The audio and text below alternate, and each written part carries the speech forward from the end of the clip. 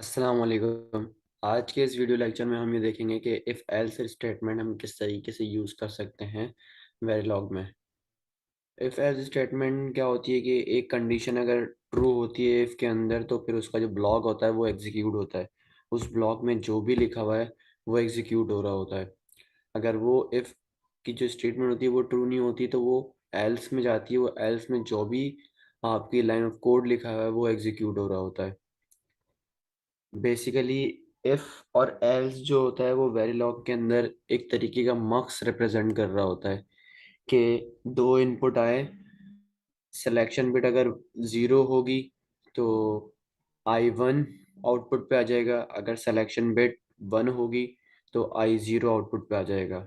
ये अंदर basically if हम जब वेरिलॉग के अंदर इफ एल स्टेटमेंट लिखते हैं तो वेरिलॉग के जो हार्डवेयर में है वो मक्स लग रहा होता है। तो अब इसको देख लेते हैं विजुअल स्टूडियो पे कैसे इम्प्लीमेंट करते हैं हम। यहाँ पे सबसे पहले तो आपने ये करना है, ओपन फोल्डर करने के बाद मैंने फोल्डर बनाया हुआ था, यहाँ पे इफ एल्स को सिलेक्ट कर लें। यहाँ पे हम अपना एक डिज़ाइन नाम दे देते हैं इफ एल्स डॉट वी। अब हम इसको मॉड्यूल से स्टार्ट करते हैं कि मॉड्यूलर प्रोग्रामिंग है। इफ अंडरस्कोर एल्स और इसके इनपुट आउटपुट डिफाइन कर लेते हैं, जैसे वहाँ पे था I0 कॉमा I1 कॉमा और आउट था एक, और एक देख लेते हैं हम कहाँ पे क्या था हमारा। एक था सेल सिलेक्शन। अब हम इसको डिफाइन कर लेते हैं, input I0 comma I1 comma SL selection bit हमारी, और आउटपुट हमारा आउट।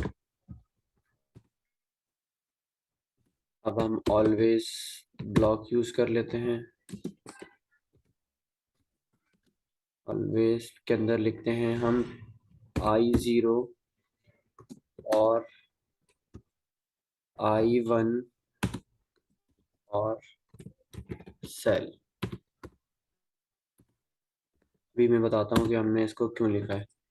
हमें ये लिखा है ऑलवेज, हमेशा ऐड, मतलब हमेशा जब भी I0 चेंज हो या I1 या सिलेक्शन बिट चेंज हो तो आपने ये ब्लॉक एग्जीक्यूट करना है। यहाँ पे आते हैं, if sel equal to 1 bit 0, then आपने क्या करना है,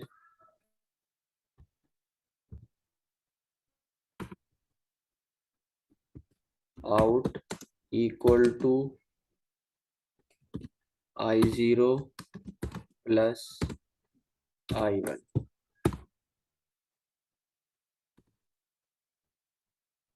एल्स एल्स में आके out equal to I0 multiply by I1।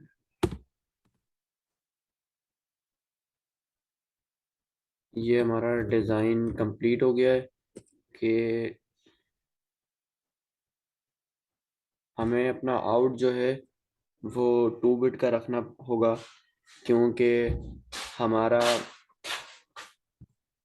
जो वैल्यू है, जो जैसे अभी अगर I1 और I0 1 1 आते हैं तो वो ऐड होके 2 बिट का 1 0 जनरेट कर रहे होंगे। तो जो हमारा 1 होगा वो हमें मिल नहीं रहा होगा, या इस हम क्या करते हैं, 1 0 2 बिट का आउट लिख लेते हैं हम। फिर एक टेस्ट बेंच क्रिएट करते हैं, if else underscore tb dot v. यहाँ पे अगेन मॉड्यूल, इसका नाम देते हैं if else tb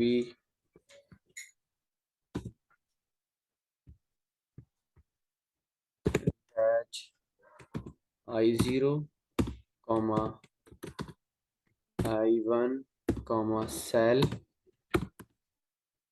wire 1 with 0 out.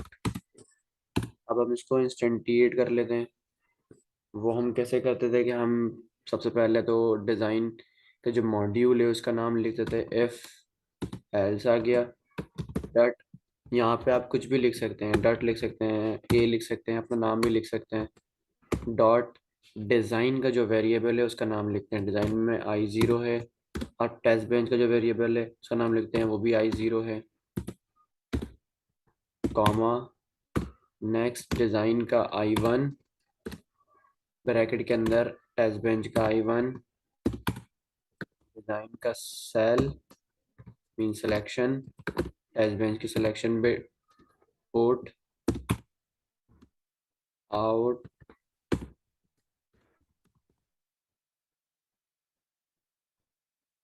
ये हमारी इनिशलाइजेशन इंस्टेंटेशन हो गई है। अब हम इनिशियल बिगिन डम फाइल का जो सिंटैक्स है वो हम लिख लेते हैं। डम file if else dot VCD डम वार्स।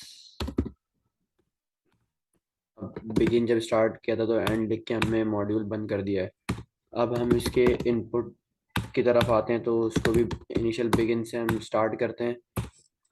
तो अब हम क्या करते हैं कि पहले हम दे देते हैं I0 इक्वल टू 1 bit 0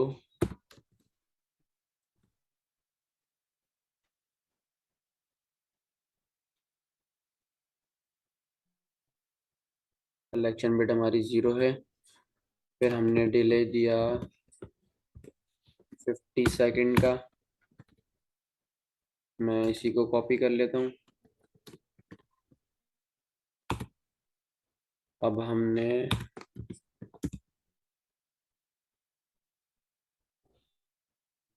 इसको कर दिया 0 1 और सिलेक्शन बिट कर दी 1। अब हम इसको चला के चेक करते हैं कि हमारा आउटपुट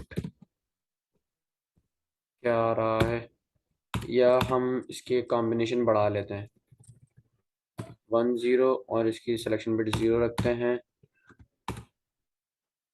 अब दोनों को 1 कर देते हैं, सिलेक्शन बिट 1 कर दिया हमने, सेव किया। अब टर्मिनल पे गए हमने, न्यू टर्मिनल के अंदर हमने इसकी कमांड लिखी, वेरिलॉग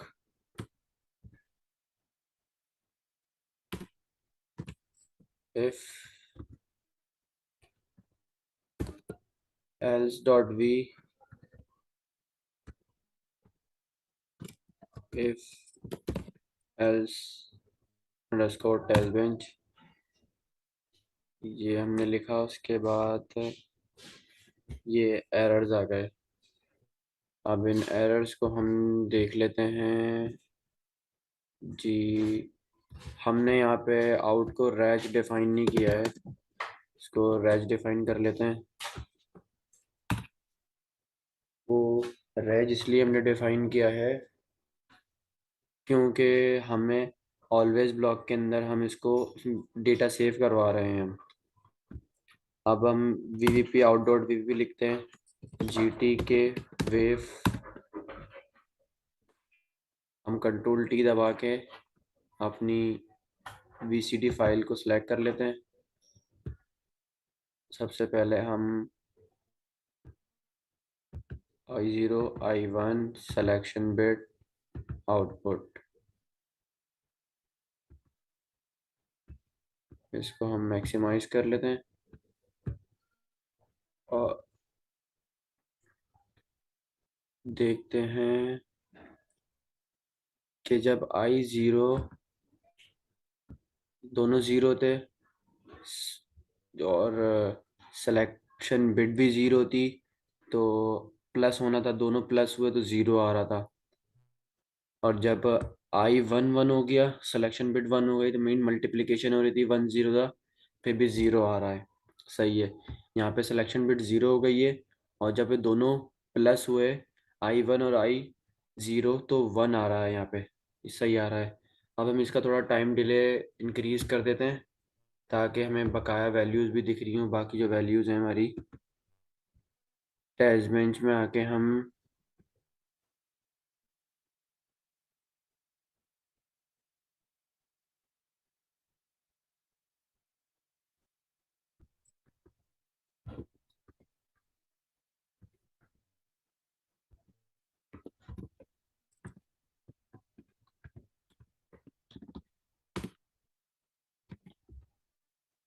अब हम इसको रन कर लेते हैं।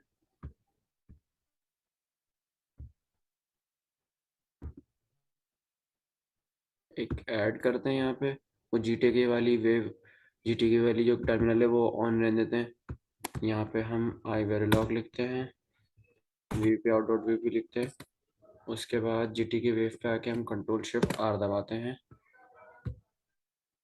ये हमारे पास सेव हो गई। मीन्स इसके के हमने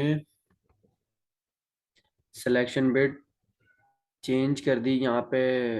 सिलेक्शन, जब सिलेक्शन है वो 1 हो गई है, मल्टीप्लिकेशन यहाँ पे 0 हो रही थी, तो 1 + 1 1 आ रहा था। यहाँ पे जब मल्टीप्लिकेशन सेलेक्ट हुई तो फिर भी 1 आ रहा है। वो आप देख सकते हैं, मल्टीप्लिकेशन में अगर 1 × 1 होता है तो आउटपुट 1 ही आता है। आज इस वीडियो में हमने ये देखा कि इफ़ एल्स स्टेटमेंट किस तरीके से इम्प्लीमेंट कर सकते हैं हम वेरिलॉग में, और इसको कैसे देख सकते हैं GTK वेव में।